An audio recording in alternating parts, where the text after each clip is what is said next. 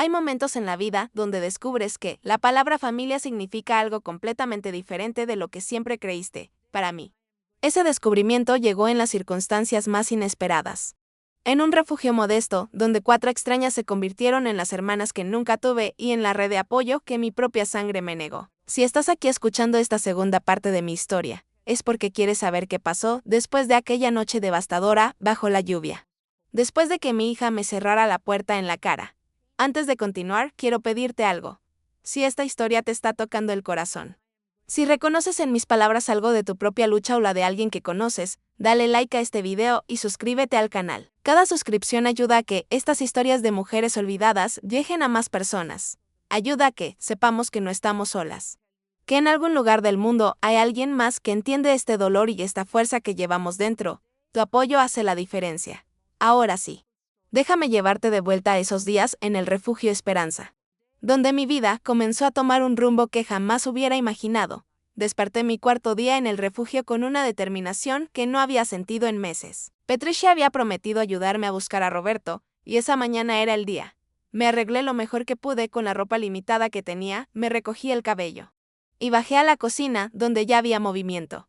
Lucía estaba preparando café mientras tarareaba una canción que no reconocí. Y Carmen doblaba ropa limpia que habían donado el día anterior. Hoy es el día, anunció Patricia cuando me vio entrar. Vamos a encontrar a tu Roberto. Su confianza era contagiosa. Después del desayuno, tomamos su auto y nos dirigimos al barrio de San José, donde yo recordaba que Roberto vivía. Las calles me parecían vagamente familiares. Pero después de todo lo que había pasado, mi cerebro estaba nublado. Me costaba recordar detalles específicos. Patricia estacionó cerca de una ferretería y comenzamos a preguntar. ¿Conocen a Roberto Mendoza? Técnico en reparaciones. Electrodomésticos, la primera tienda no tenía información. La segunda tampoco. En la tercera, un hombre mayor detrás del mostrador asintió con reconocimiento. Roberto, sí, claro que lo conozco. Buen hombre. Buen trabajador. ¿Pasa algo? Mi corazón saltó. Necesito encontrarlo urgentemente. Soy su esposa. Pero nos separamos por un malentendido y no tengo su contacto. El hombre me miró con algo de suspicacia, como si estuviera evaluando si yo decía la verdad. Patricia intervino con su tono calmado y profesional. Ella está diciendo la verdad. Por favor, si conoce alguna manera de contactarlo, sería de gran ayuda. El hombre suspiró y buscó en un cuaderno viejo. Mire. Él me dejó un número hace unos meses, cuando vino a comprar repuestos. No sé si todavía funciona. Pero aquí está. Copió el número en un papel y me lo entregó como si fuera el tesoro más valioso del mundo. Y en ese momento, lo era. Salimos de la ferretería y marqué el número con manos temblorosas usando el teléfono de Patricia. Sonó una vez, 2 veces, 3. Estaba a punto de colgar cuando escuché su voz. Hola, era él, Roberto. Mi Roberto. Las lágrimas comenzaron a rodar por mis mejillas antes de que pudiera hablar. Roberto, soy yo. Rosa tuvo un segundo de silencio que me pareció eterno. Rosa, Dios mío, Rosa, ¿dónde estás? He estado buscándote como loco. Fui a la casa y Valentine me dijo que te habías ido. Que habías decidido abortar y desaparecer. Traté de buscarte en todos lados, fui a hospitales, a la policía, nadie sabía nada de ti. Valentine le había mentido. Por supuesto que le había mentido. Roberto, ella me echó. Me echó de la casa, bajo la lluvia. Estoy bien, estoy a salvo. Pero necesito verte. Necesito que sepas que yo nunca te abandoné. Le di la dirección del refugio y me prometió que vendría inmediatamente. Cortamos y me derrumbé en el asiento del auto de Patricia. Llorando de alivio, de rabia contra Valentine, de felicidad de haber encontrado a Roberto. Patricia me abrazó sin decir nada. Había aprendido que a veces las palabras sobran. Que el simple acto de estar presente es suficiente. Regresamos al refugio y esperamos. Cada minuto se sentía como una hora. Las otras mujeres notaron mi nerviosismo y se mantuvieron cerca, ofreciéndome té, conversación, distracción. Cuando finalmente sonó el timbre, corrí a la puerta más rápido de lo que debía considerando mi embarazo. Y ahí estaba él, Roberto. Con su rostro cansado y preocupado, con ojeras que sugerían noches sin dormir. Nos abrazamos en el umbral de la puerta. Y fue como si todas las piezas rotas de mi vida se juntaran por un momento. Él olía a trabajo, aceite de máquinas. A hogar. Pensé que te había perdido, susurró contra mi cabello. Pensé que habías decidido que esto era demasiado. Que yo era demasiado problema. Lo separé lo suficiente para mirarlo a los ojos. Nunca, nunca te dejaría. Fue Valentine. Ella me echó, me dijo cosas horribles, y cuando intenté contactarte, mi teléfono estaba muerto y no recordaba tu número. Roberto conoció a Patricia y a las otras mujeres. Y la gratitud en sus ojos era palpable. No sé cómo agradecerles por cuidar de Rosa, les dijo. Patricia sonrió con esa calidez que la caracterizaba. Aquí nos cuidamos entre todas. Rosa es parte de nuestra familia ahora. Esa noche, Roberto se quedó para la cena comunal. Era algo que hacíamos cada noche en el refugio, todas contribuíamos con lo que podíamos, ya fuera cocinando, poniendo la mesa o simplemente compañía. Roberto encajó naturalmente, ayudando a Lucía con los platos, escuchando las historias de María sobre sus días trabajando en una fábrica textil, por primera vez en días. Me sentí completa. Pero la felicidad tiene una manera cruel de ser interrumpida. 2 días después del reencuentro con Roberto, mientras él y yo discutíamos la posibilidad de que consiguiéramos un pequeño apartamento juntos. Llegó una carta certificada al refugio. Patricia me la entregó con expresión preocupada. Era de un bufete de abogados. Mis manos temblaron mientras abría el sobre. Las palabras legales eran complicadas, llenas de jerga que apenas entendía, pero el mensaje central era claro: Valentina estaba demandándome. Reclamaba que yo era mentalmente inestable, que mi embarazo a mi edad era prueba de mi incompetencia, y que cuando el bebé naciera, ella tenía el derecho legal de solicitar su custodia para proteger al menor de una situación de negligencia y peligro. Me senté pesadamente en la silla más cercana. Patricia leyó la carta por encima de mi hombro y su mandíbula se tensó. Esto es ridículo. No tiene ninguna base legal real. Está intentando asustarte, pero asustada estaba. La idea de que Valentine, después de todo lo que me había hecho, ahora intentara quitarme a mi bebé era insoportable. Roberto, cuando se enteró esa tarde, estaba furioso. Vamos a contratar un abogado. Vamos a luchar contra esto. Ella no puede hacer esto. Pero la realidad era más complicada. Los abogados costaban dinero que no teníamos. Roberto ganaba apenas lo suficiente para sus gastos básicos, y yo no tenía ningún ingreso. Estábamos en una posición vulnerable, exactamente donde Valentine quería tenernos. Esa noche convocamos a una reunión en la sala del refugio. Patricia, Lucía, Carmen, María. Roberto y yo nos sentamos en círculo. Necesitamos un plan, dijo Patricia, con su característico pragmatismo. Valentine está usando el sistema legal como arma. Pero el sistema también puede protegernos. Conozco a una abogada que hace trabajo pro bono para mujeres en situación vulnerable. Puedo contactarla. Lucía, que había escapado de una situación de violencia doméstica y había lidiado con su propio proceso legal, añadió: también necesitamos documentar todo. Cada interacción con Valentine. Cada amenaza, cada evidencia de que Rosa es una madre capaz. Fotografías, testimonios, registros médicos mostrando que el embarazo está siendo bien manejado. Carmen, siempre práctica, sugirió: Rosa necesita estabilidad. Los tribunales miran esas cosas. Necesita un ingreso, un hogar fijo, prueba de que puede proveer para el bebé. Todo lo que decían tenía sentido.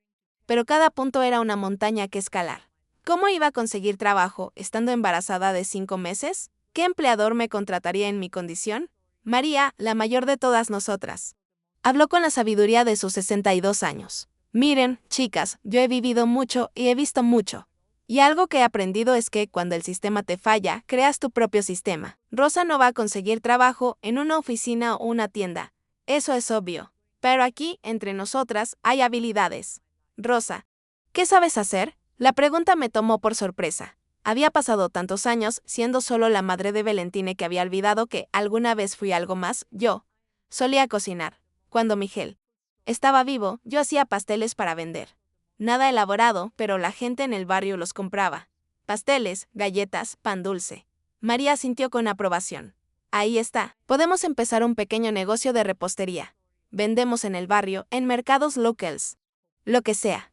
La idea era simple pero poderosa. Patricia se entusiasmó inmediatamente. Tenemos la cocina aquí. Podemos usar las redes sociales para promocionar. Lucía, tú eres buena con eso de las redes, ¿verdad? Lucía sonrió. Puedo hacer magia con Instagram y Facebook.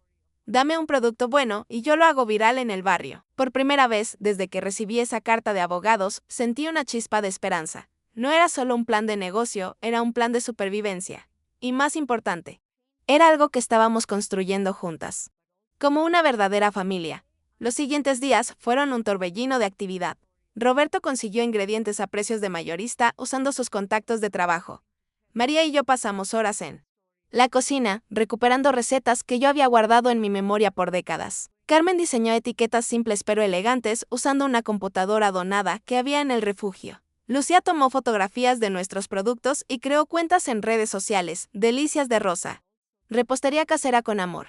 El primer día vendimos solo 3 pasteles, todos a vecinos del refugio que querían apoyarnos. Pero Lucía había hecho su trabajo en redes sociales, compartiendo nuestra historia de manera auténtica pero sin victimizarnos. Mujer emprendedora necesita tu apoyo. Cada compra ayuda a una madre a construir su futuro. El segundo día vendimos 7. El tercero, 10. Una tarde, mientras amasaba pan para el día siguiente, sentí un dolor agudo en el vientre. Me detuve, asustada. Petriche, que estaba cerca, notó mi expresión. ¿Qué pasa?, le dije sobre el dolor y ella inmediatamente me llevó a la clínica, donde el doctor amigo suyo hacía consultas gratuitas. El doctor me examinó cuidadosamente. Escuchó el corazón del bebé, hizo un ultrasonido básico. Entonces me miró con una sonrisa que no supe cómo interpretar. Rosa, tengo noticias importantes. Mi corazón se aceleró. ¿Algo estaba mal con el bebé? ¿Qué pasa? Doctor, él movió el monitor del ultrasonido para que yo pudiera ver mejor. No es un bebé. Rosa, son 2. Estás esperando gemelos. El mundo se detuvo. Gemelos. 2 bebés. A mis 58 años, no solo estaba embarazada. Estaba esperando gemelos. La mezcla de emociones era indescriptible: terror, alegría, pánico, asombro. Petriche, que había entrado conmigo a la consulta, apretó mi mano. Dios mío, Rosa, esto es increíble. ¿Cuándo regresamos al refugio con la noticia? Las reacciones fueron una mezcla de shock y celebración. Roberto, cuando se enteró esa tarde, lloró abiertamente: 2 bebés, 2 milagros, pero la realidad práctica se impuso rápidamente. 2 bebés significaban el doble de todo: pañales, ropa, cunas. Atención médica. Nuestro pequeño negocio de repostería tendría que crecer exponencialmente. Y creció. De alguna manera, cuando la gente escuchó la historia completa, cuando Lucía compartió no solo sobre el negocio, sino sobre la injusticia que yo había vivido, sobre una hija que había echado a su madre embarazada, las órdenes comenzaron a llegar. No solo del barrio, sino de toda la ciudad. Pasteles para cumpleaños, galletas para eventos. Pedidos que nos mantenían trabajando hasta tarde cada noche. Las mujeres del refugio se convirtieron en mi equipo de producción. María manejaba el horneado de pains.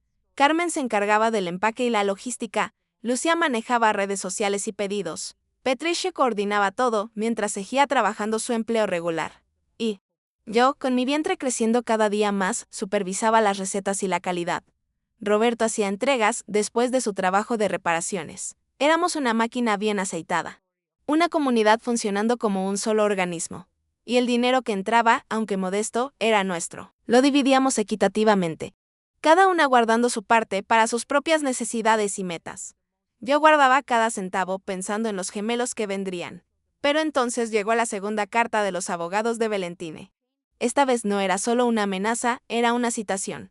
Había una audiencia programada con servicios sociales para evaluar mi competencia parental. La fecha era en 3 semanas. Petriche contactó a su amiga abogada, una mujer llamada Doctora Méndez, que accedió a representarme gratuitamente. La doctora Méndez vino al refugio para preparar mi caso. Era una mujer de unos 40 años, con gafas gruesas y una determinación feroz. Rosa, necesito que me cuentes todo. Y cuando digo todo, es todo. Cada detalle de tu relación con Valentine, cada acción de abandono, cada amenaza. No podemos dejar nada fuera. Pasamos horas reconstruyendo la cronología. Las otras mujeres proporcionaron testimonios escritos sobre mi carácter, mi capacidad de trabajo, mi estabilidad emocional. Roberto hizo lo mismo. El doctor de la clínica gratuita escribió un reporte médico confirmando que mi embarazo, aunque de alto riesgo por mi edad, estaba siendo adecuadamente monitoreado y que yo seguía todas las recomendaciones médicas. Lucía imprimió todas las conversaciones de redes sociales donde clientes elogiaban nuestros productos y mencionaban cómo apreciaban nuestra historia. Carmen organizó nuestros registros financieros, mostrando que, aunque modestos, teníamos ingresos constantes y crecientes. María escribió una carta emotiva sobre cómo yo era un ejemplo de resiliencia y fortaleza para todas las mujeres del refugio. La noche antes de la audiencia, no pude dormir. Me quedé en la cocina, mis manos sobre mi vientre hinchado. Sintiendo los movimientos de los gemelos, mamá va a luchar por ustedes, les susurré. No voy a dejar que nadie los aleje de mí. No importa lo que pase mañana. Patricia bajó y me encontró ahí. Se sentó a mi lado, sin decir nada por un rato. Finalmente habló. Rosa, independientemente de lo que pase mañana, quiero que sepas algo. Has construido algo hermoso aquí. No solo un negocio, sino una familia. Nos has dado tanto como nosotras te hemos dado. Esta comunidad es más fuerte contigo en ella. ¿Y si pierdo? Pregunté con voz quebrada. ¿Y si deciden que Valentine tiene razón? ¿Que soy demasiado vieja, demasiado inestable, demasiado pobre? Patricia tomó mis manos entre las suyas. Entonces apelaremos. Y seguiremos apelando.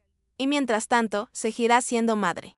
Seguirás siendo fuerte, seguirás siendo exactamente quien eres. Porque no hay juez en el mundo que pueda quitarte eso. La mañana de la audiencia llegó fría y gris. Me puse la mejor ropa que tenía.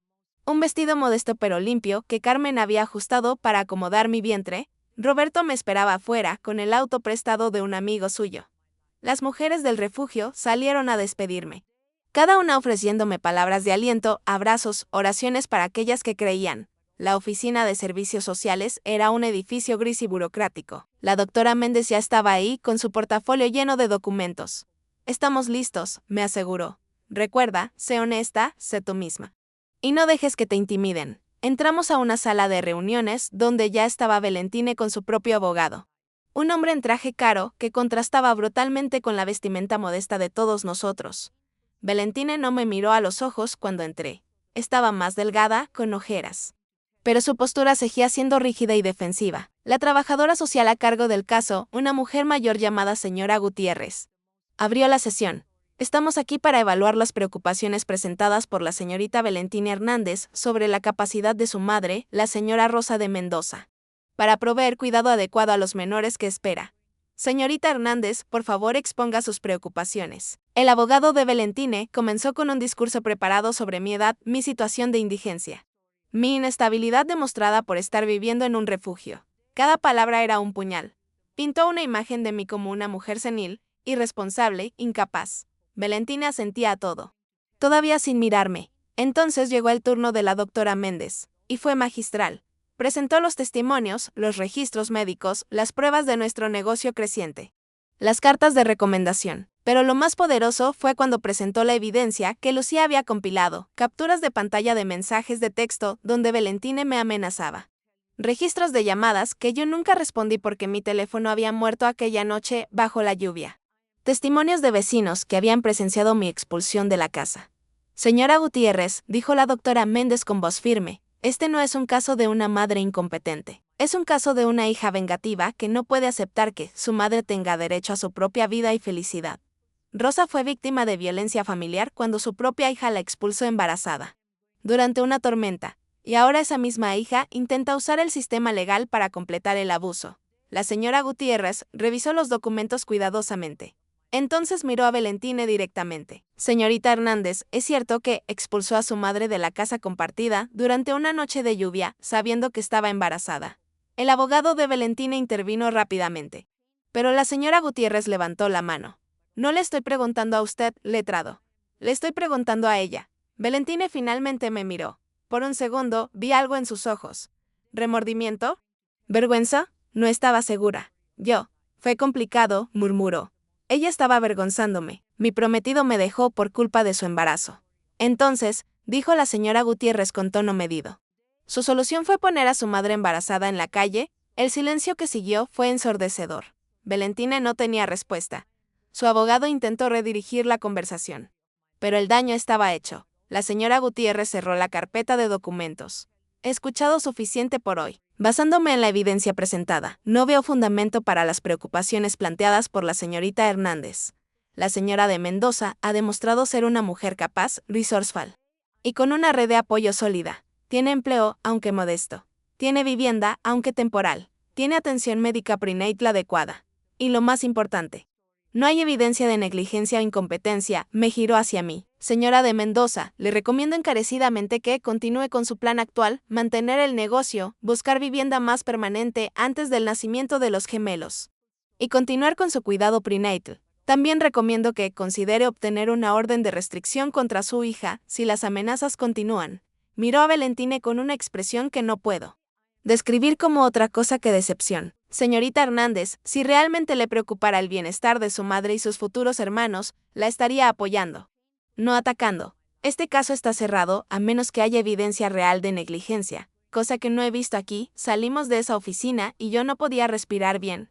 No por angustia, sino por alivio. Roberto me abrazó en el estacionamiento. La doctora Méndez nos felicitó, pero también nos advirtió, esto no significa que no pueda intentarlo de nuevo. Necesitan seguir construyendo su estabilidad.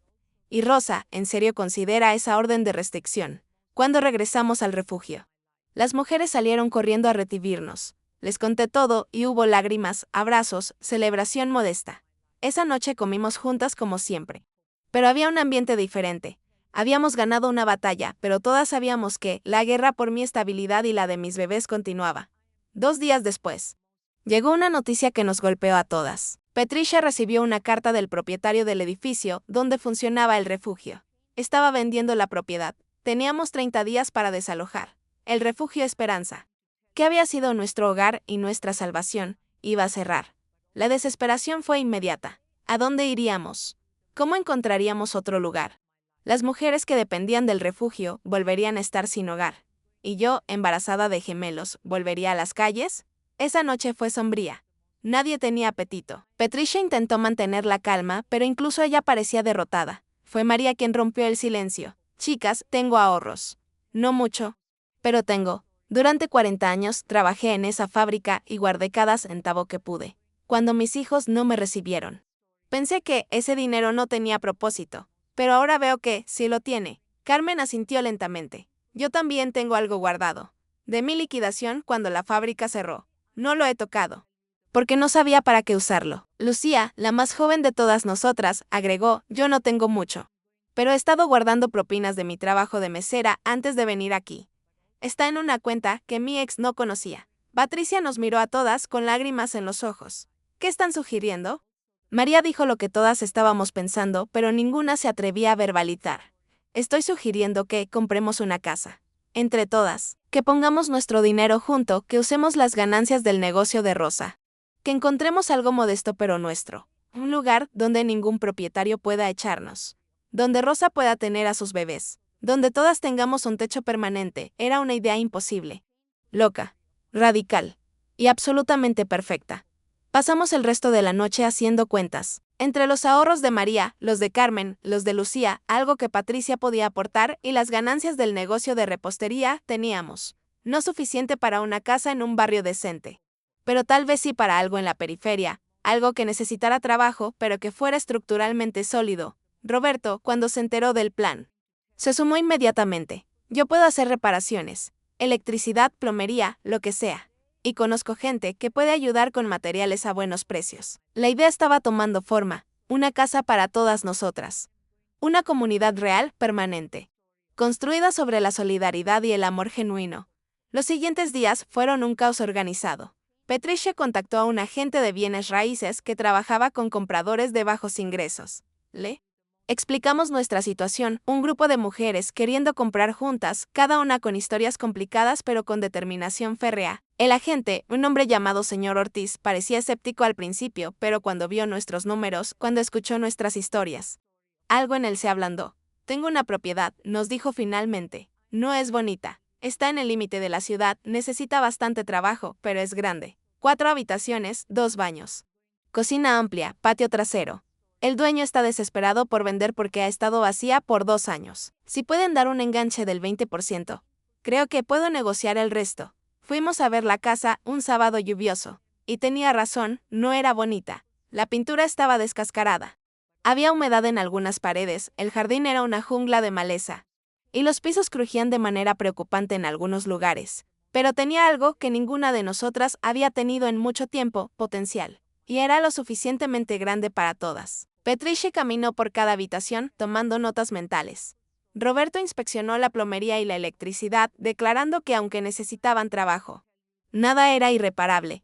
María tocó las paredes de la cocina con reverencia. Aquí podemos hornear. Aquí podemos hacer crecer el negocio de verdad. Carmen midió las habitaciones, calculando cómo podríamos distribuirnos. Lucía ya estaba tomando fotos, visualizando cómo se vería una vez arreglada. Y yo, con mi vientre de 7 meses. Me paré en lo que podría ser el cuarto de los gemelos y lloré. Lloré porque era feo y necesitaba tanto trabajo. Lloré porque era hermoso y representaba esperanza. Lloré porque significaba que mis bebés tendrían un hogar que nadie podría quitarnos. La queremos, le dije al señor Ortiz. Las otras asintieron en acuerdo unánime. Él sonrió. Probablemente la primera sonrisa genuina que le habíamos visto. Entonces hagamos que esto suceda. El proceso fue complicado. Tuvimos que formar una especie de cooperativa legal para poder comprar juntas. La doctora Méndez nos ayudó con los papeles. Trabajando de nuevo pro bono porque creía en lo que estábamos haciendo. Cada una firmó documentos comprometiéndose a su parte de la inversión y de las responsabilidades futuras. El día que juntamos todo el dinero para el enganche fue emotivo. María vació una lata de galletas donde había guardado billetes durante años. Carmen trajo un sobre con el cheque de su liquidación. Lucía depositó todo lo que tenía en su cuenta secreta. Patricia aportó sus ahorros para emergencias. Y yo puse cada centavo que habíamos ganado. Con la repostería que no había sido usado para materiales o dividido entre nosotras.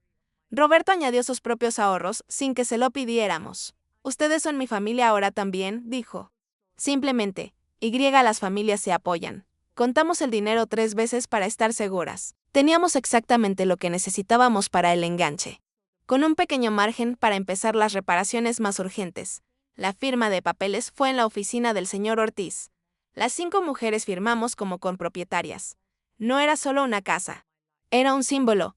Era la prueba tangible de que, cuando el sistema te falla, cuando tu propia sangre te traiciona, puedes crear algo nuevo con aquellos que eligen quedarse a tu lado. Recibimos las llaves un martes por la tarde. Patricia condujo hasta la propiedad con todas nosotras apretujadas en su auto y el de Roberto. Cuando abrimos la puerta principal, había un silencio reverente. Luego María empezó a reír. Y su risa era contagiosa. Pronto todas estábamos riendo y llorando al mismo tiempo, abrazándonos en el vestíbulo polvoriento de nuestra casa. Tenemos mucho trabajo por delante, dijo Patricia. Siempre la pragmática. Y tenía razón. Los siguientes días fueron una sinfonía de martillos, pintura, limpieza y reparaciones. Roberto trabajaba cada noche después de sus reparaciones del día. Trajo amigos que nos ayudaron con las conexiones eléctricas y la plomería más complicada. Las mujeres del refugio que no habían podido aportar dinero aportaron trabajo, limpiando, pintando, lijando.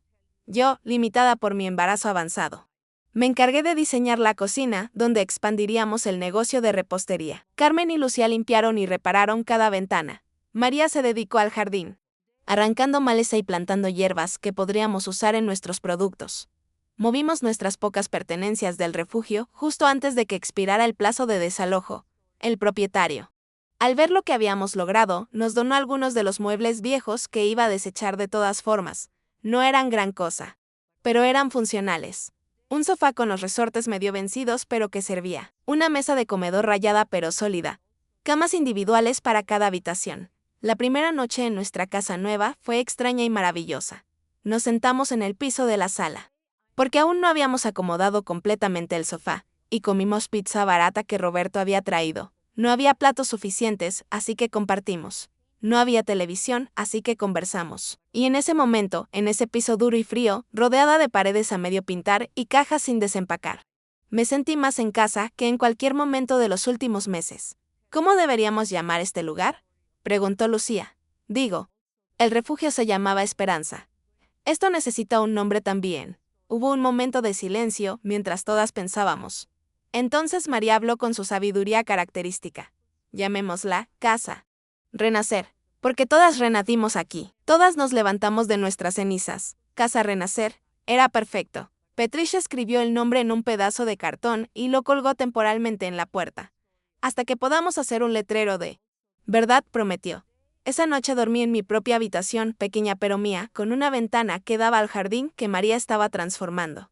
Los gemelos se movían constantemente, como si ellos también sintieran que, finalmente estábamos llegando a puerto seguro. Pero la vida tiene una manera de recordarte que la paz nunca es permanente. Una semana después de mudarnos, cuando estábamos empezando a establecer rutinas.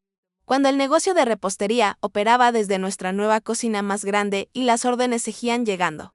Sonó el timbre un domingo por la mañana. Abrí la puerta esperando una entrega o tal vez un vecino curioso. En cambio, encontré a Valentine. Se veía diferente de la última vez que la había visto en aquella audiencia. Más delgada, más pálida, más rota, llevaba ropa casual, no se usa el vestimenta profesional, y su cabello estaba suelto y despeinado. Hola, mamá, dijo con voz pequeña. Tan diferente del tono duro y acusatorio que había usado conmigo en los últimos meses. Me quedé congelada en el umbral, mi mano protectivamente sobre mi vientre enorme. No sabía qué decir. ¿Qué hacer? Una parte de mí quería cerrarle la puerta en la cara como ella me la había cerrado a mí. Otra parte, esa parte maternal que nunca muere completamente, sin importar cuánto te lastimen. Quería abrazarla. ¿Qué haces aquí? Logré preguntar finalmente. ¿Cómo me encontraste? Ella miró al suelo. Te seguí. Después de la audiencia. Contraté a alguien para que te siguiera. Necesitaba saber dónde estabas, qué estabas haciendo. Y he estado. He estado estacionada en esa esquina, señaló hacia la calle, durante 1 hora. Tratando de reunir el valor para tocar la puerta. Patricia apareció detrás de mí, alerta. Las otras mujeres también se asomaron, formando una barrera silenciosa de apoyo. Valentina las vio y algo en su cara se quebró aún más. Veo que tienes una nueva familia, dijo, y había algo en su voz. ¿Celos? ¿Arrepentimiento? ¿Qué quieres, Valentine? Pregunté, manteniendo mi voz firme a pesar de que mi corazón latía desenfrenado. Ella levantó la vista. Y vi lágrimas en sus ojos. Necesito hablar contigo, por favor. Solo 5 minutos. Sé que no lo merezco, sé que he sido horrible, pero por favor. Miré a Patricia, quien me hizo un gesto sutil que interpreté como es tu decisión. Respiré profundo. 5 minutos. Aquí afuera. No vas a entrar a mi casa. Valentina asintió rápidamente, agradecida por incluso eso. Salí al porche pequeño, cerrando la puerta a medias. Las mujeres se quedaron cerca pero nos dieron un mínimo de privacidad. Valentina se retorció las manos nerviosamente. No sé ni por dónde empezar. He practicado este discurso 1000 veces y ahora que estoy aquí todo se me olvidó. Su quedó callada un momento, recomponiendo sus pensamientos. Mamá estaba equivocada. Estaba tan equivocada. Sobre todo. Sobre ti, sobre Roberto, sobre tu embarazo, sobre todo. ¿Qué cambió? Pregunté, sin suavizar mi tono. Ella merecía mi frialdad después de todo lo que me había hecho. ¿Por qué ahora decides que estabas equivocada? Valentina se limpió las lágrimas con el dorso de la mano. Porque lo perdí todo, mamá. Perdí a Federico. Como ya sabías. Pero después perdí mi trabajo. La empresa se enteró de que había demandado a mi propia madre y les pareció que demostraba falta de valores éticos. Me despidieron. Parte de mí sintió una satisfacción oscura ante eso, pero también dolor. Nunca había querido que mi hija sufriera, incluso después de todo. Lo siento, dije. Y lo decía en serio. Ella negó con la cabeza violentamente. No, no lo sientas. Me lo merecía, me lo merezco. Mamá, hice cosas imperdonables. Te eché a la calle embarazada. Intenté quitarte a tus bebés antes de que nacieran. ¿Cómo me convertí en este monstruo? No lo sé. Valentine respondió honestamente. Yo me he hecho esa misma pregunta cada noche. ¿Dónde perdí a mi hija? ¿En qué momento la niña que me abrazaba y me decía que era la mejor mamá del mundo se convirtió en alguien que podría lastimarme así? Valentine sollozó abiertamente ahora. Lo siento tanto. Sé que esas palabras son insuficientes. Sé que no cambian nada, pero necesito que sepas que lo siento con cada fibra de mi ser. ¿Por qué ahora, Valentine? ¿Por qué vienes a disculparte ahora que lo perdiste todo? ¿Es realmente arrepentimiento o es que ya no tienes nada más que perder? La pregunta era dura pero necesaria. Ella la recibió como la bofetada que era. Ambas cosas, admitió con voz quebrada. No. Voy a mentirte. Parte de esto es porque estoy desesperada y sola. Pero la mayor parte es porque finalmente entendí lo que te hice. Estaba en mi apartamento vacío anoche, sin trabajo, sin prometido. Sin amigos porque todos se alejaron cuando se enteraron de lo que te hice. Y me di cuenta de que la única persona que siempre estuvo ahí para mí, que me amó incondicionalmente, era tú. Y yo te destruí. Mis propias lágrimas comenzaron a caer. Todo el dolor, toda la rabia, toda la traición, saliendo en forma líquida por mis ojos. Me quitaste todo, Valentine. Mi hogar, mi dignidad, casi me quitas a mis bebés. ¿Tienes idea de lo que se siente que tu propia hija te trate como basura? Ella sintió incapaz de hablar. Llorando tanto como yo. Y lo peor, continué, mi voz rompiéndose, lo peor es que, a pesar de todo lo que me hiciste, todavía eres mi hija, todavía te amo. Y eso me hace sentir estúpida y débil y patética. Valentine se acercó un paso, instintivamente buscando consuelo, pero yo retrocedí. No, no todavía. No puedes simplemente aparecer aquí con disculpas y esperar que todo vuelva a ser como antes. Lo sé, susurró. No espero que me perdones. Solo necesitaba que supieras que sé lo que hice, que vivo con ello cada día, y que si alguna vez, en algún futuro lejano, pudieras encontrar aunque sea un pedacito de perdón en tu corazón. Yo pasaría el resto de mi vida tratando de ser digna de él. Nos quedamos ahí, madre e hija, separadas por un abismo de dolor que yo no sabía si algún día podríamos cruzar. No puedo prometerte nada, dije finalmente. No puedo prometerte perdón. No puedo prometerte que volverás a ser parte de mi vida. Pero puedo prometerte esto, no te voy a odiar. Ya no tengo energía para el odio. Pero tampoco voy a abrirte la puerta de mi corazón otra vez. Hasta que estés segura de que no volverás a destruirme. Valentine asintió, aceptando mis términos. Puedo al menos saber cómo estás. ¿Cómo están los bebés? Dudé, pero finalmente respondí. Estoy bien. Los bebés están bien. Son gemelos por si no lo sabías. Niño y niña. Según el último ultrasonido, nacerán en aproximadamente 6 semanas. Vi algo cruzar por su cara. Una mezcla de asombro y pérdida al darse cuenta de todo lo que se había perdido. ¿Tienen nombres? Preguntó tímidamente. Todavía no hemos decidido, mentí. La verdad era que Roberto y yo ya habíamos elegido nombres, pero no estaba lista para compartir eso con ella. Eran Miguel, como su abuelo paterno, y Esperanza, por el refugio que me había salvado. Pero esos nombres eran sagrados para mí y Valentine aún no había ganado el derecho de conocerlos.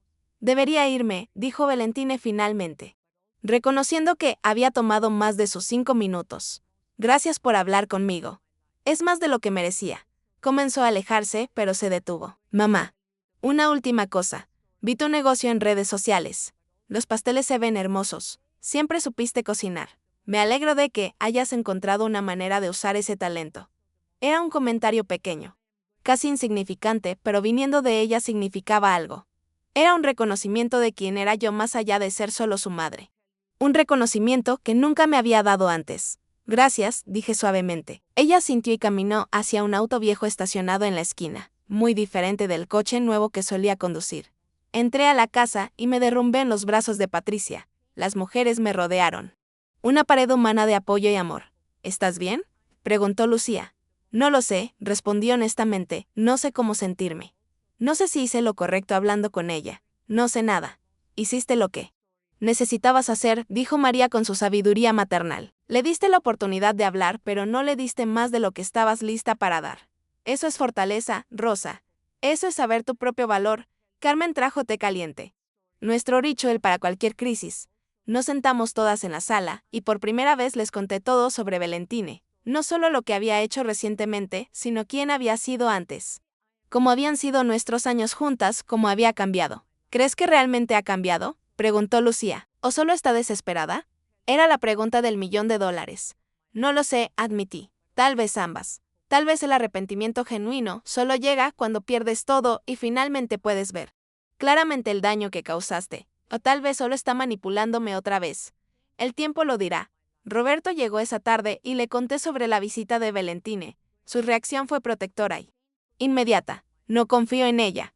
No después de todo. Rosa, tienes el corazón más grande que conozco. Pero no puedes dejar que te lastime otra vez. Tomé su mano y la coloqué sobre mi vientre, donde los gemelos pateaban. No lo haré. Aprendí mi lección. Pero tampoco puedo cerrar la puerta. Completamente es mi hija, Roberto. Sin importar lo que haya hecho. Es mi hija. Las semanas siguientes pasaron en un torbellino de actividad. El negocio de repostería creció más allá de nuestras expectativas. Tuvimos que contratar ayuda adicional, otras mujeres del vecindario que necesitaban trabajo. Casa Renacer se convirtió en más que un hogar. Se convirtió en un pequeño centro comunitario, donde mujeres ayudaban a otras mujeres. Mi embarazo entró en su fase final. Los gemelos eran grandes y activos.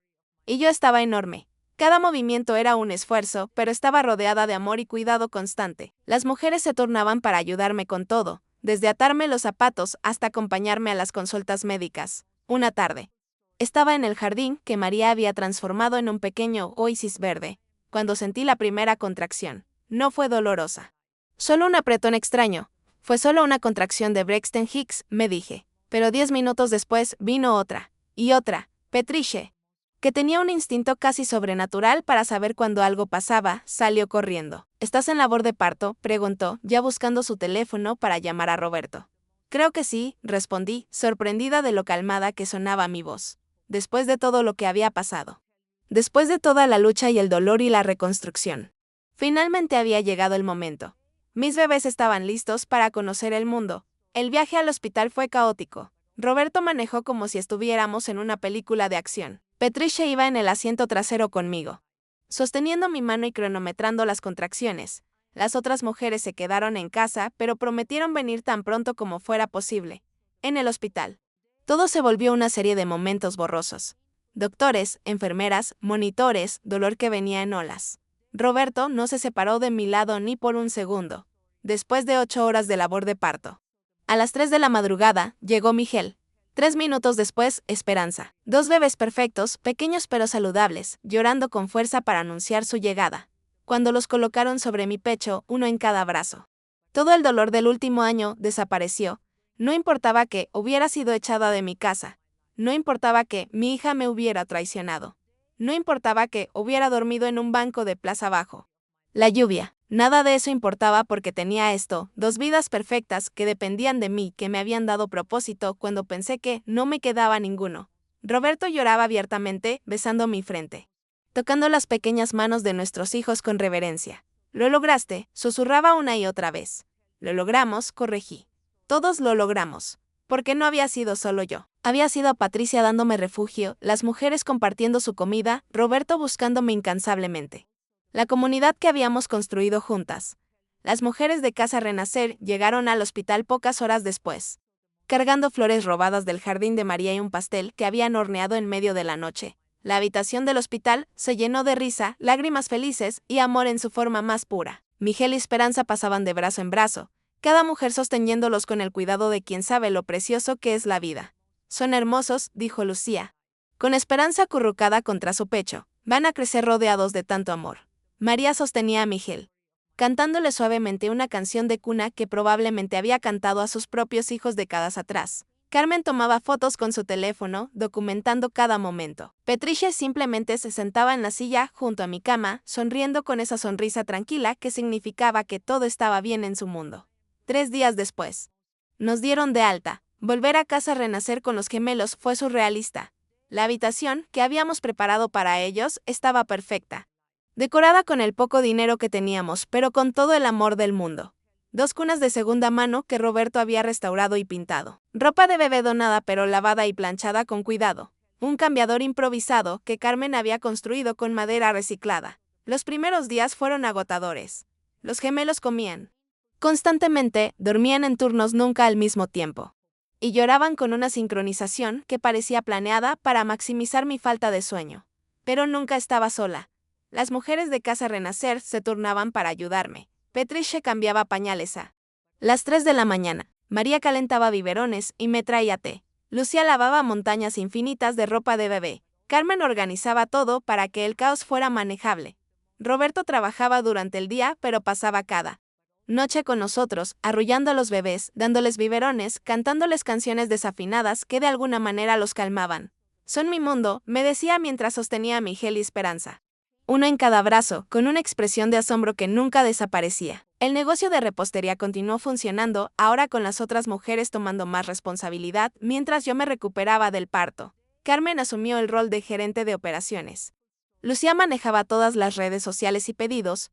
María supervisaba la calidad de los productos y Patricia coordinaba todo como la maestra de orquesta que era.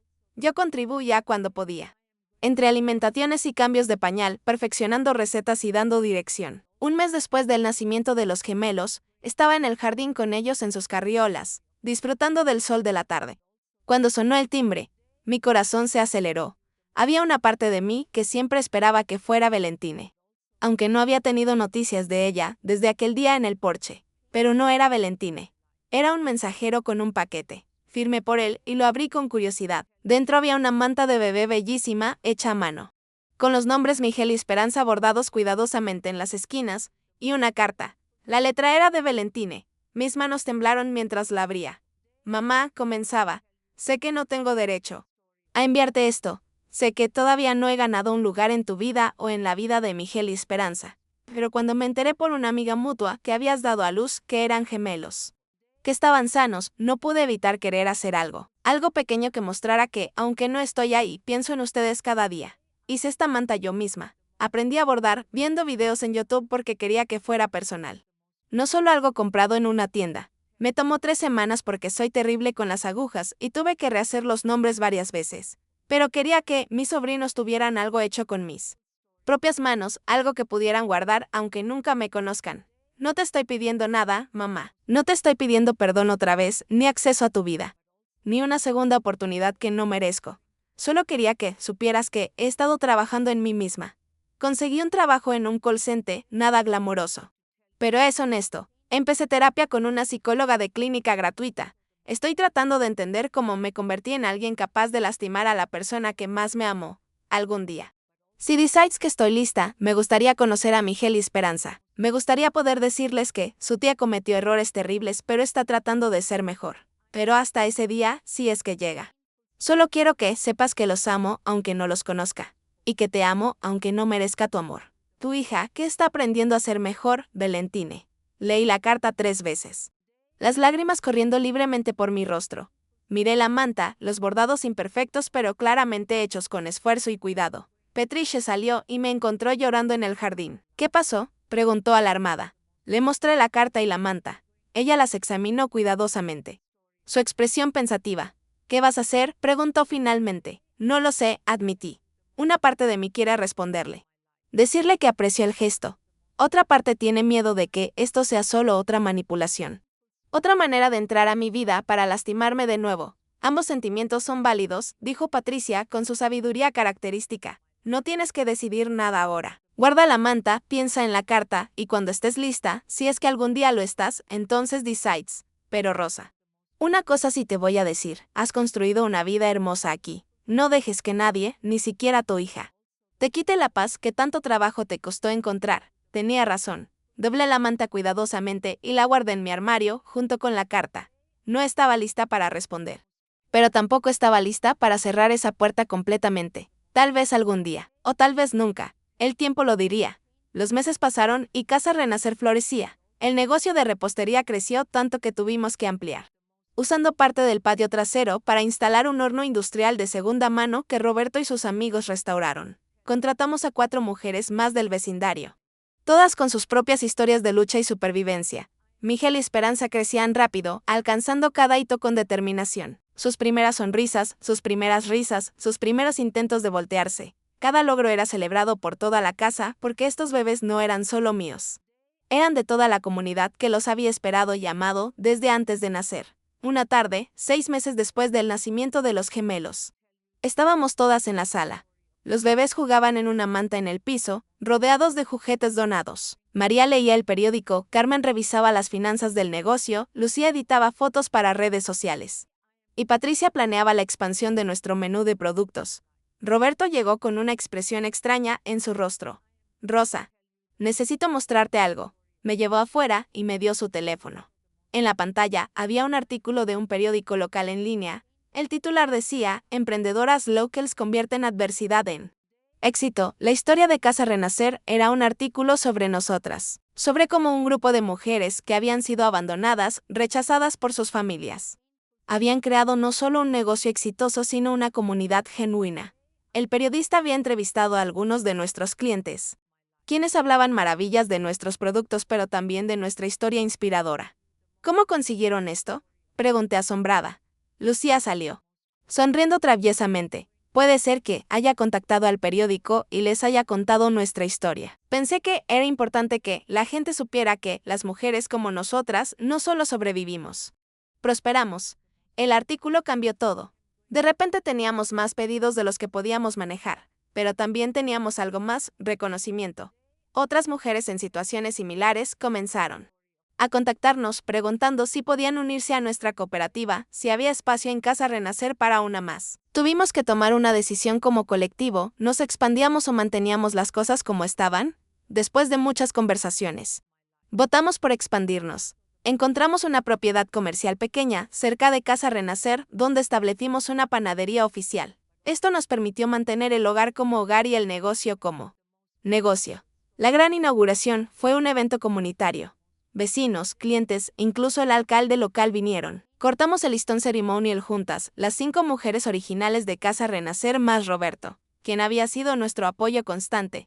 Los gemelos, ahora de 8 meses, estaban en sus carriolas, observando todo con sus ojos grandes y curiosos.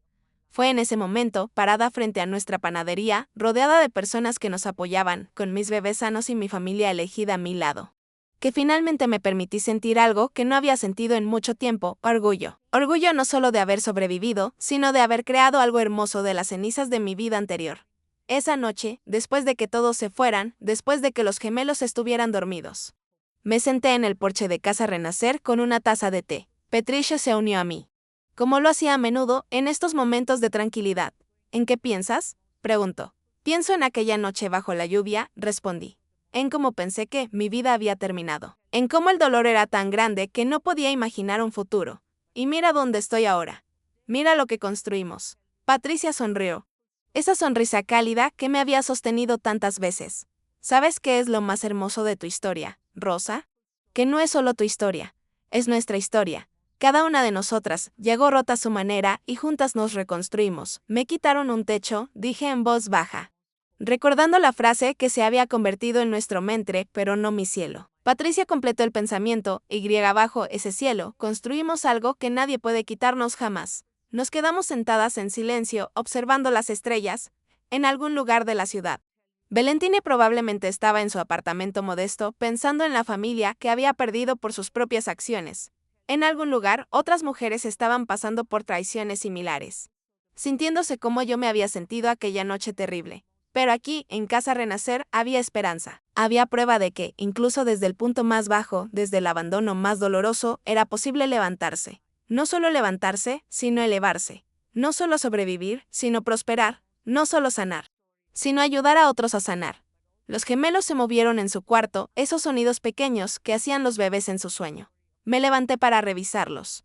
Como hacía docenas de veces cada noche, los miré en sus cunas, tan pequeños, tan perfectos, tan ajenos al dolor que había precedido su llegada. Sus vidas van a ser diferentes, le susurré a su sueño. Van a crecer sabiendo que la familia no es solo sangre, es elección, es lealtad, es amor que se queda incluso cuando las cosas se ponen difíciles. Van a crecer en una casa llena de mujeres fuertes que les enseñarán que siempre, siempre puedes levantarte de tus cenizas. Esperanza bostezó en su sueño. Y el nombre nunca me había parecido más apropiado, porque eso era lo que ella representaba, lo que ambos representaban, esperanza, la promesa de que el futuro podía ser mejor que el pasado, la certeza de que el amor genuino, el amor que no te abandona cuando las cosas se complican, existía. Regresé al porche, donde Patricia seguía sentada. ¿Lista para el mañana?, preguntó. Porque mañana sería otro día de trabajo duro en la panadería, otro día de criar gemelos, otro día de mantener unida nuestra pequeña comunidad. Siempre, respondí.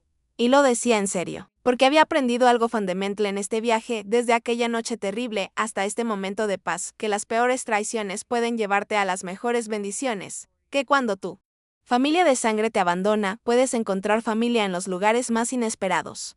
Que nunca, nunca es demasiado tarde para comenzar de nuevo. Mi hija me echó a la calle embarazada, pensando que me estaba destruyendo.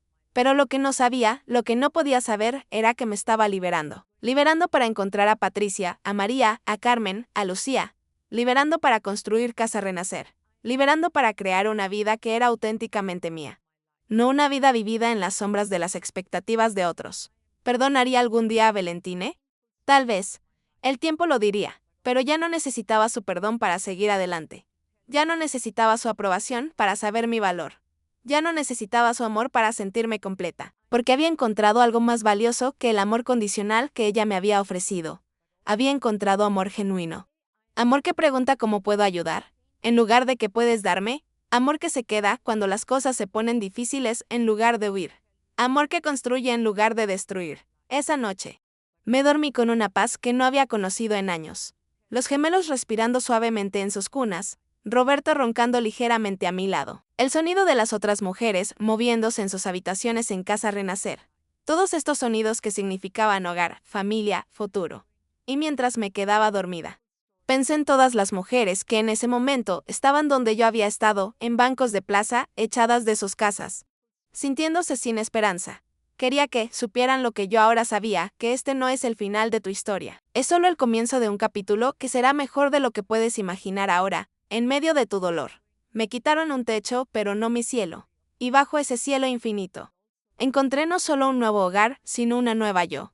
Una versión más fuerte, más sabia, más completa de la mujer que pensé que se había roto irreparablemente aquella noche bajo la lluvia. Esta era mi verdad, esta era mi victoria. y nadie, absolutamente nadie, podía quitármela. Pero la paz nunca dura para siempre. Cuando Casa Renacer y la panadería están en su mejor momento, llega una noticia devastadora: el edificio, donde opera la panadería, será demolido para un proyecto de desarrollo urbano. Tienen solo 3 meses para encontrar una nueva ubicación o perderlo todo. Y, mientras luchan por salvar su negocio, Valentina reaparece con una propuesta que podría salvarlo todo, o destruir definitivamente la frágil paz que Rosa ha construido. No te pierdas el episodio 3, El plan imposible.